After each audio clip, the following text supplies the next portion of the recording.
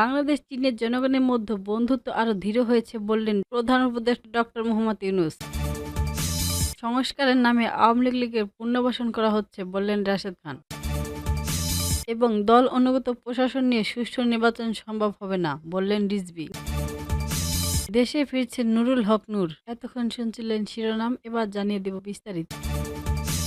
বাংলাদেশ চীন কূটনৈতিক সম্পর্কের ৫০তম বার্ষিকীতে চীনের প্রধানমন্ত্রী লি কিয়াং এবং বাংলাদেশের অবতীর্ণ সরকারের প্রধান উপদেষ্টা ডক্টর মোহাম্মদ ইউনূস অভিনন্দন বার্তা বিনিময় করছেন। শনিবার ৪ অক্টোবর দুই দেশের মধ্যে কূটনৈতিক সম্পর্কের ৫০তম বার্ষিকীতে তারা এবং অভিনন্দন বার্তা বিনিময় করেন। অভিনন্দন বার্তায় ডক্টর ইউনূস এর বক্তব্যে বলেন, ৫০ বছর আগে দ্বিপক্ষীয় কূটনৈতিক সম্পর্কের প্রতিষ্ঠার পর থেকে দুই দেশের জনগণের মধ্যে বন্ধুত্ব আরও দৃঢ় হয়েছে। দ্বিপক্ষীয় সম্পর্ক ক্রমে বিকশিত হয়েছে এবং সহযোগিতা ফলপ্রসূ ফলাফল এসেছে যা উদযাপনের যোগ্য। তিনি আরো বলেন, বাংলাদেশ দুই দেশের মধ্যে ব্যাপক কৌশলগত সহযোগিতামূলক অংশীদারির ক্ষেত্রে নতুন অর্জন তুলে ধরতে হবে প্রতিশ্রুতিবদ্ধ। চীনের প্রধানমন্ত্রী লি কিয়াং বলেন, চীন বাংলাদেশ সম্পর্কে উন্নয়নকে অত্যন্ত মূল্য দেয় এবং ৫০তম বার্ষিকীতে বেল্ট অ্যান্ড রোড সহযোগিতার পাশাপাশি বিভিন্ন ক্ষেত্রে সহযোগিতা করার সুযোগ হিসেবে গ্রহণের জন্য বাংলাদেশের সঙ্গে কাজ করতে প্রস্তুত। চীন বাংলাদেশ কৌশলগত অসহযোগিতামূলক অংশীদারির অব্যাহত প্রবৃদ্ধিকে উৎসাহিত করে।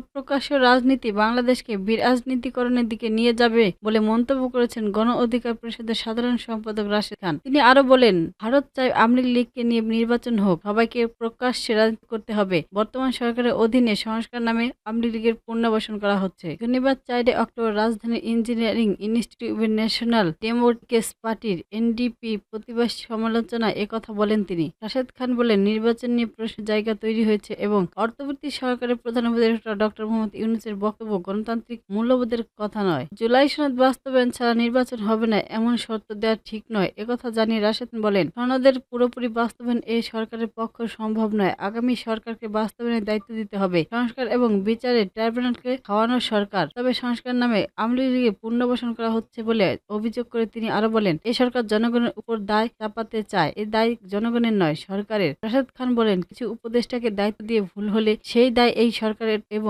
তখনকার বৈষম্য বিরোধী আন্দোলনের কমিটিকে নিতে হবে।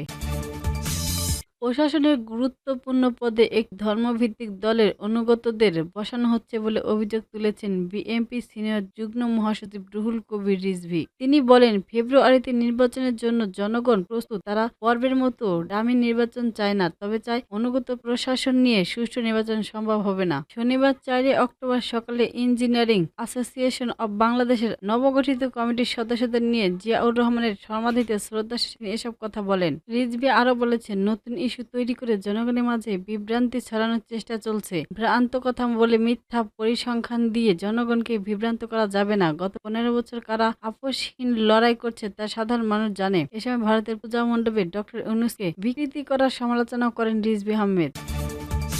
সিঙ্গাপুর থেকে দেশে ফিরছেন গণ অধিকার পরিষদের সভাপতি নুরুল হক নূর। ডাকসুর সাবেক এই ভিপি চিকিৎসার জন্য দেশটিতে গিয়েছিলেন। শনিবার সন্ধ্যায় ঢাকার হযরত শাহজালাল আন্তর্জাতিক বিমানবন্দরে এসে পৌঁছান তিনি। গণ অধিকার পরিষদ সাধারণ সম্পাদক রাশেদ খান জানান, নুরুল হক নূর শারীরিক জটিলতার কারণে সিঙ্গাপুর চিকিৎসা দিতে যান। সেখানে চিকিৎসা শেষে তিনি আজ দেশে ফিরেছেন। বিমানবন্দরে গণ অধিকার পরিষদের কেন্দ্রীয় নেতারা নূরকে স্বাগত জানান। উল্লেখ্য, গত ২৯ আগস্ট রাতে রাজধানীর বিজয়নগরের জাতীয় পার্টি ও গণ অধিকার পরিষদের নেতাকর্মীদের মধ্যে সংঘর্ষের পর আইন শৃঙ্খলা রক্ষাকারী বাহিনীর লাঠিপেটায় নুরুল হক নূর গুরুতর আহত হন। এ ঘটনায় তার মাথায় আঘাত লাগার পাশাপাশি নাকের হাড় ভেঙে যায়। গুরুতর আহত অবস্থায় প্রথমে তাকে ইসলামী ব্যাংক হাসপাতালে নেওয়া হয় এবং পরে ঢাকা মেডিকেল কলেজ হাসপাতালে রামে হস্তান্তর করা হয়। সেখানে প্রায় ১৮ দিন চিকিৎসা নিয়ে বাসায় ফিরেন তিনি। পরে কিছু শারীরিক জটিলতা থাকায় উন্নত চিকিৎসার জন্য মেডিকেল বোর্ডের পরামর্শে গত ২২ সেপ্টেম্বর সিঙ্গাপুর যান নুরুল হক নূর। সিঙ্গাপুরের মা ওল্ড এলিজাবেথ হাসপাতালে চিকিৎসা নেন তিনি।